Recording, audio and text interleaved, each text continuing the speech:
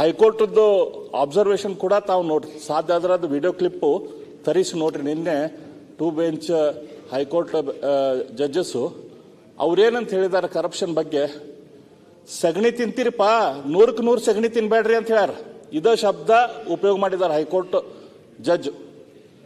KPSCಯಲ್ಲಿ ಸಗಣಿ ತಿಂದ ಅಪಾಯಿಂಟ್ಮೆಂಟ್ ಮಾಡ್ತೀರಿ, 100ಕ್ಕೆ 100 ಸಗಣಿ ತಿನ್ಬೇಡ್ರಿ, ಸ್ವಲ್ಪ ಆದ್ರೂ ಪ್ರಾಮಾಣಿಕರನ್ನ 50% ಆದ್ರೂ ಪ್ರಾಮಾಣಿಕರನ್ನ ಅಲ್ಲಿ KPSC ಹೋಗೋ ತೊಗೊಂಬರ್ರಿ ಅಂತ ಹೇಳಿ.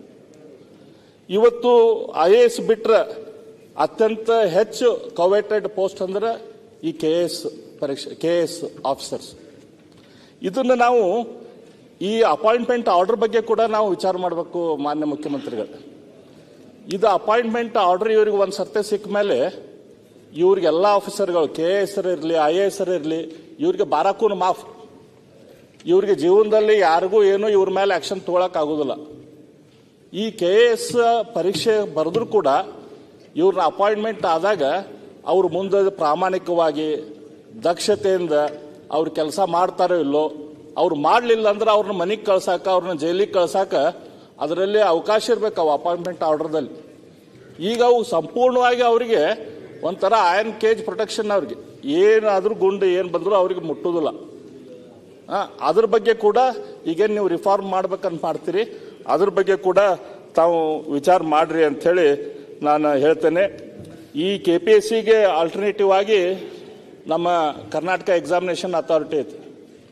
ಕರ್ನಾಟಕ ಎಕ್ಸಾಮಿನೇಷನ್ ಅಥಾರಿಟಿಯವರು ಎಕ್ಸಾಮ್ ಮೇಲೆ ಎಕ್ಸಾಮ್ ಕಂಡಕ್ಟ್ ಮಾಡ್ತಾರೆ. 8, 9 ಎಕ್ಸಾಮ್ ಅವ್ರು ನನಗೆ ಗೊತ್ತಿದ್ದ ಮಟ್ಟಿಗೆ ಇದಟ್ಟ ಪೀರಿಯಡ್ದಲ್ಲಿ ಕಂಡಕ್ಟ್ ಮಾಡಿದ್ದಾರೆ. ಅವರು ಎಲ್ಲ ಪೂರ್ತಿ ಸ್ವಚ್ಛ ಮಾಡ್ಯಾರಂತಲ್ಲ, ಆದ್ರೆ ಅವ್ರು ಮಾಡಿದ್ದಾರೆ. ಇವ್ರಿಗೆ ಎಕ್ಸಾಮಿನೇಷನ್ ಮಾಡಕ್ಕೆ ಏನು ದಾಡಿ?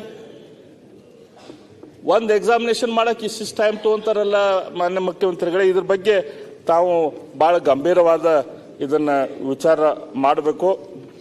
ಆಮೇಲೆ ಇನ್ನೂ ಒಂದು ನಮಗೆ ಕೇಳಿ ಬರ್ತಾ ಇದೆ, ಅದೇನು ಸರಿ ಐತೋ ತಪ್ಪೈತೋ ಗೊತ್ತಿಲ್ಲ, ನೀವು ಅದಕ್ಕೆ ತಮ್ಮ ಇದರಲ್ಲಿ ಹೇಳ್ರಿ. ಮಾನ್ಯ ಬೊಮ್ಮಾಯಿಯವರಿದ್ದಾಗ ಇದೇನು ಇಂಟರ್ವ್ಯೂ ಮಾರ್ಕ್ಸ್ ಇದ್ವಲ್ಲ ಅದನ್ನು ಅವ್ರು ಕಡಿಮೆ ಮಾಡಿದರು. ಯಾಕಂದ್ರೆ ಅಲ್ಲಿ ಡಿಸ್ಕ್ರಿಷನರಿ ಕಡಿಮೆ ಆಗ್ಬೇಕಂತ ಹೇಳಿ 100 ಇದ್ದಿದ್ದು 25 ಮಾಡಿದರು. ಆದರೆ ಈಗನ ಮತ್ತದನ್ನು ಹೆಚ್ಚು ಮಾಡ್ತಾ ಇದ್ದಾರಂತೆ ಸುದ್ದಿ. ತಮಗೆ ಗೊತ್ತೈತಿಲ್ಲೋ ಗೊತ್ತಿಲ್ಲದು, ಹಾಗೇನಾದ್ರೆ ಅದ್ರ ದಯಮಾಡಿ ಅದನ್ನ, ಅದೆಲ್ಲ ಬರೀ ಊಹೆಗಳು. ಈ ಸುದ್ದಿ ಬಗ್ಗೆ ಮಾತಾಡೋದು ತುಂಬಾ ಇದೆ. ಈಗ ಇದ್ದ ವಿಷಯ ಮಾತಾಡುವ, ಇದ್ದ ವಿಷಯನೇ ಇದು, ಸುದ್ದಿಗೆಲ್ಲ ಮಾತಾಡ್ತದೆ. ಅಲ್ಲ ಇದು ನಿಜವಾದ ಆಗತ್ತೆ ಇದು. ಪ್ರಾಮಾಣಿಕವಾಗಿ ಪಾರದರ್ಶಕತೆಯಿಂದ ಇದು ಎಕ್ಸಾಮಿನೇಷನ್ ಆಗಬೇಕು. ಮತ್ತೆ ಇದು ಇನ್ನೊಮ್ಮೆ ಎಕ್ಸಾಮಿನೇಷನ್ ಅಟ್ ಎನಿ ಕಾಸ್ಟ್ ಮಾಡಬೇಕು. ಯಾಕಂದ್ರೆ ಈ ಕನ್ನಡದಲ್ಲಿ ಬರೆಯುವಂತ ವಿದ್ಯಾರ್ಥಿಗಳು ಗೌರ್ಮೆಂಟ್ ಶಾಲೆಯಿಂದ ಬಂದಂತ ವಿದ್ಯಾರ್ಥಿಗಳು, ಹಳ್ಳಿಯಿಂದ ಬಂದಂತ ವಿದ್ಯಾರ್ಥಿಗಳು, ಅವ್ರಿಗೆ KS ಆಗದಂಗ ಅವ್ರಿಗೆ ಅನ್ಯಾಯ ಆಗಬಾರ್ದು. ಮುಖ್ಯಮಂತ್ರಿಗಳ ಜವಾಬ್ದಾರಿ ಸರ್ಕಾರದ ಮೇಲೆ ಐತಿ. ಹಾಗಾಗಿ ಏನಾದ್ರೂ ಮಾಡಿ ಅವ್ರಿಗೆ ಇನ್ನೊಮ್ಮೆ ಕರೆಸ್ರಿ, ಅವ್ರಿಗೆ ಹೆದರ್ಸ್ರಿ ಬೆದರ್ಸ್ರಿ, ಏನ್ರ ಮಾಡಿ. ಅವ್ರ ಸ್ವಾಯತ್ತ ಸಂಸ್ಥೆ ಅಂದ್ರೆ ಏನ್ 100 ಮಾಡಕ್ ಆಗುದಿಲ್ಲ. ಕರ್ನಾಟಕ ರಾಜ್ಯದ ಸಂಸ್ಥೆ ಅದು. ಅವ್ರಿಗೆ ಕರೆದು ಇನ್ನೊಮ್ಮೆ ಎಕ್ಸಾಮಿನೇಷನ್ ಮಾಡುವಂಗ ಮಾಡಿ. ಸಾಮಾನ್ಯ ಅಧ್ಯಕ್ಷರೇ, ಅವ್ರು ಹೇಳದ ಪಾಯಿಂಟ್ ಯಾವ್ದಿದ್ರೆ ಹೇಳಿ. ಇಲ್ಲ, ಡಿಫ್ರೆಂಟ್ ಆಗಿ ಹೇಳ್ತೀನಿ, ಅವ್ರು ಹೇಳಿದ್ ಬಿಟ್ಟೆ ಹೇಳ್ತೀನಿ. ಸನ್ಮಾನ್ಯ ಅಧ್ಯಕ್ಷ, ಇವತ್ತು KPSCನ ಪರೀಕ್ಷೆ ಕ್ಲಾರಿಫಿಕೇಶನ್ ಇಲ್ಲ, ಪರೀಕ್ಷೆ ಎದುರಿಸಲಿಕ್ಕೆ ಮೊದಲು ಮಕ್ಕಳು, ನಮ್ಮ ಗ್ರಾಮೀಣ ಪ್ರದೇಶದ ಮಕ್ಕಳು ಮೊದಲೇ ಹೆದರಿಕೆ ಅಂಜಿಕೆ ಇರ್ತದೆ. ಆ ಸಂದರ್ಭದಲ್ಲಿ ಈ ಪರೀಕ್ಷೆ ನಡೆಸುವಂಥ ಸಂದರ್ಭದಲ್ಲಿ ಎಲ್ಲ ರೀತಿಯ ಮಾನದಂಡಗಳನ್ನ ಉಪಯೋಗಿಸಿ ಅದರಲ್ಲಿ ಏನೂ ಕೂಡ ತಾರತಮ್ಯ ಆಗದಂಗೆ ಮಾಡಬೇಕಾದಂಥದ್ದು ಅಲ್ಲಿಯ KPSC ಅಧ್ಯಕ್ಷರು ಮತ್ತು ಸದಸ್ಯರ ಕರ್ತವ್ಯ.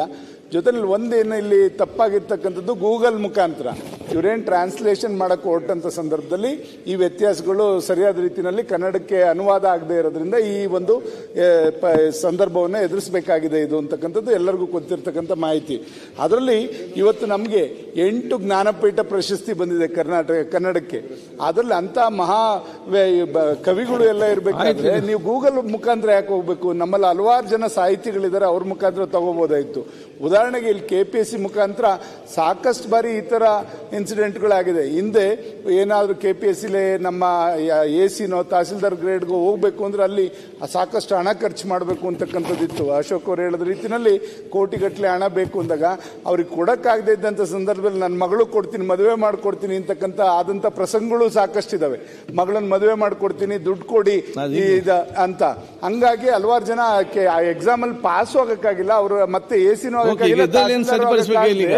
ಅವರು ಸಾಕಷ್ಟು ಅವ್ರ ಜೀವನಗಳೇ ಆಯ್ತು, ಏನ್ ಮಾಡ್ಬೇಕು ಈಗ? ಸರ್ಕಾರ ಏನ್ ಮಾಡ್ಬೇಕು? ಚೆಲ್ಲಾಟ ಆಡೋದ್ ಬೇಡ ಅಂತಕ್ಕಂಥದ್ದು ಅಷ್ಟೇ ನನ್ನ ಅಭಿಪ್ರಾಯ. ಆದ್ರಿಂದ ಎಕ್ಸಾಮ್ ಕಂಡಕ್ಟ್ ಮಾಡೋ ಸಂದರ್ಭದಲ್ಲಿ UPSC ರೀತಿನಲ್ಲೋ ಏನಾದ್ರೂ ಒಂದು ಮಾನದಂಡ ಉಪಯೋಗಿಸಿ ದಯಮಾಡಿ ಇನ್ನ ಪಾರದರ್ಶಕವಾಗಿ ಪರೀಕ್ಷೆಗಳನ್ನ ಎದುರಿಸಲಿಕ್ಕೆ ಅವಕಾಶ ಮಾಡಿ.